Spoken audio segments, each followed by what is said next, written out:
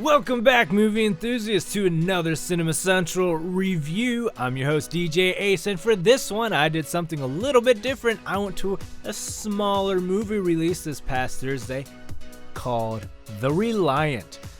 And this movie really falls into the indie, festival, low-budget film category, which is definitely a different vibe for me. I really decided to go last minute for two main reasons. I knew a couple of the people that worked on this film, and it was also filmed in the town that I work in, which was very cool. So before we begin, I will note that since this movie was a one-night thing with a relatively small, wide release, I will be doing a bit of summary as part of the review, since a lot of you probably didn't see it or even hear about it for that matter. So as such, there will be spoilers ahead. You have been warned. I will start by saying that The Reliant is a Christian film, but it's not really your typical Christian movie, and I say this having seen a lot of Christian movies. This movie poses a very valid question. How does a Christian family survive when society collapses and plunges into anarchy? The idea of modern society collapsing is not one that is unusual or that hasn't been looked at before, and there are certainly movies where that is the focus of the film. For The Reliant, this is just the backdrop for the entire film, but even realizing that, I found it hard not to want to know more about why everything went down the drain. But in all honesty, seeing how the world is going, who knows? This could very well be a possibility we may have to face, which made this scenario that much more compelling and frightening in a way. This movie also shows that in this scenario, people can just quite easily, it seems, fall into their own darkness. The focus of the story is on this one family that surprisingly didn't seem to have a last name. The father, Rick, is played by Kevin Sorbo, who, even though he was pretty much at the front of all the marketing for this film, he was only in it for about 15 minutes out of a 2-hour and 20-minute movie. This was very surprising for me, but also kind of a letdown. So anyway, Rick is a doctor, and 6 years earlier, he was unable to save the life of the daughter of this guy named Jack, and Jack also went to jail and blamed Rick. So when the rule of law breaks down, what's the immediate thing he does? He goes after Rick and his family in revenge. We find out at the end of the movie that Rick also saved Jack during the riots at the beginning of the film, which is why he knew where they lived. So anyway, Rick does kill Jack, and his family runs into the woods with the exception of his oldest daughter's fiance, Adam, and the mother, Liz, who both get captured. The rest of the movie is really just this group of siblings living in the woods. There's the oldest sister, Sophie, and there's also the brother, Jimmy, and then their 3 younger siblings.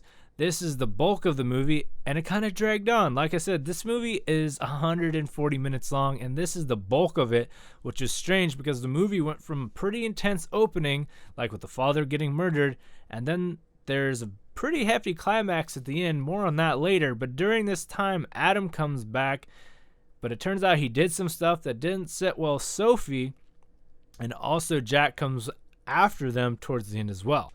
This is where a lot of the debate about gun ownership comes into play, along with some good old Christian theologizing. So I'm not going to say there haven't been action-oriented Christian films before, because there certainly have been. What I think makes this movie stand out is that it has a more realistic, grounded approach, which I really did appreciate. However, what made it a bit more odd as a Christian film was that it was also expressing its pro-gun views, and at times this felt very heavy-handed. Now let me be perfectly clear about something. I know guns are a hot topic right now, but for this review, I'm just conveying my impressions about a movie that deals with the subject at hand. And as we should all know by now, cinema is an art form, and art is just a way of conveying one's own opinions on a subject.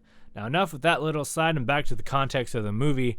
This movie was kind of blunt at times and made the movie a little choppy, because there are 2 competing themes occurring. The first, of course, is that of faith and belief in God and the values that go along with that, but then it also jumps into why you should own a gun, and it just felt like 2 very different movies mashed together into one film, which detracted from the movie on the whole.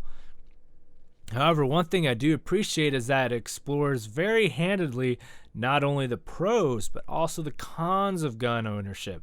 We find out towards the end of the movie that there was another sister named Becca who Jimmy accidentally killed with a gun misfire when they were kids, when the father let his pistol laying around the house.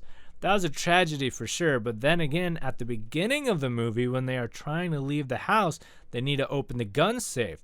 Well, it turns out the oldest daughter, Sophie, is against guns and had hid the safe key, which means they couldn't defend themselves against the people attacking them. So again, I like that the movie does address the cons as well as the pros of guns and their use. You can't leave guns laying around because people can hurt or kill themselves, but in a crisis situation, if your guns are locked up, they aren't going to help you much anyway. But I digress. Like I said before, the end of the movie is still pretty intense. Jimmy decides to run off, and that gets him into trouble. But what he doesn't know is that their mom survived. That's right, she's alive, and they never explain how she's even there. Because last we saw, she got dragged off by the hooligans that attacked their home. But even better, she brought some deputies with her that are armed to the teeth. So yeah, they really just did a Deus Ex Machina with the ending. But in a faith-based movie about miracles happening, I'm going to forgive it.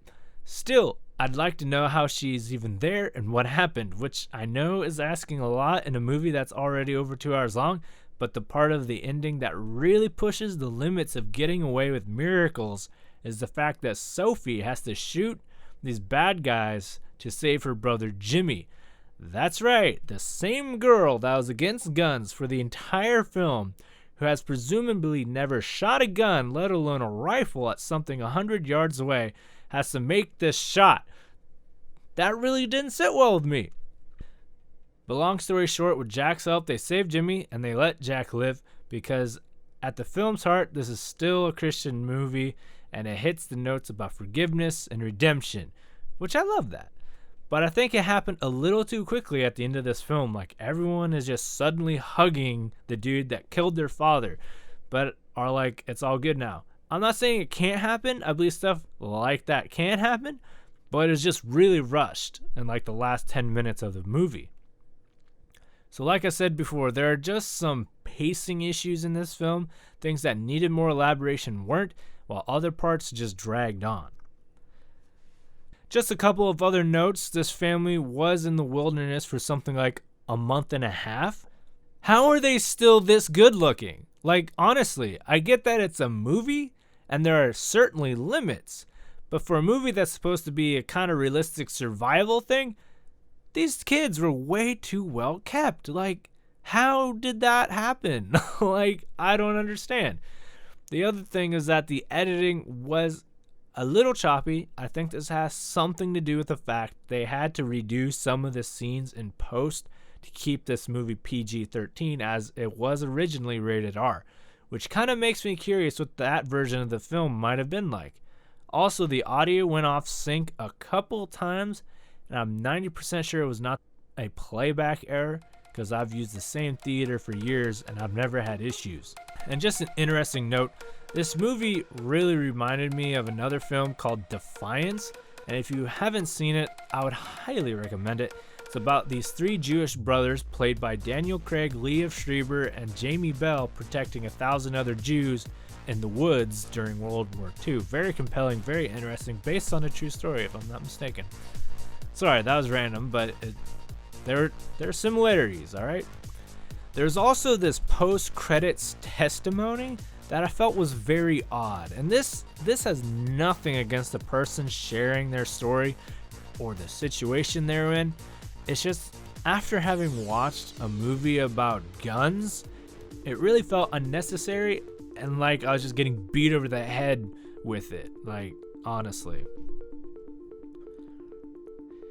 So I know it sounds like it may have been a little too hard on this film, but don't get me wrong, no movie is perfect no matter how much money is being spent on it. Believe me, I've seen big budget movies far worse than this movie. And again, I'm very proud of the people that worked on this film, knowing a couple of them personally, and it's super cool seeing a town I know put in a movie. And finally, if you get nothing else from this review, then hear me out on this. No matter your views on guns or your personal beliefs, it's really up to you to make your own informed decision on the subject. There is no simple answer to this ever more controversial subject, and unfortunately, it's not going away anytime soon. This movie, The Reliant, shares many views on the subject of guns in the context of a very extreme scenario, while also trying to umbrella said views within the context of the Christian faith. That's it for this review. Thanks for listening. Don't forget to subscribe, and you can follow me on the socials at Ace Cinema Central. I've had 2 really heavy reviews in 2 weeks. I'm hoping for a break, and you can expect another review coming next week with Terminator Dark Fate here on Cinema Central.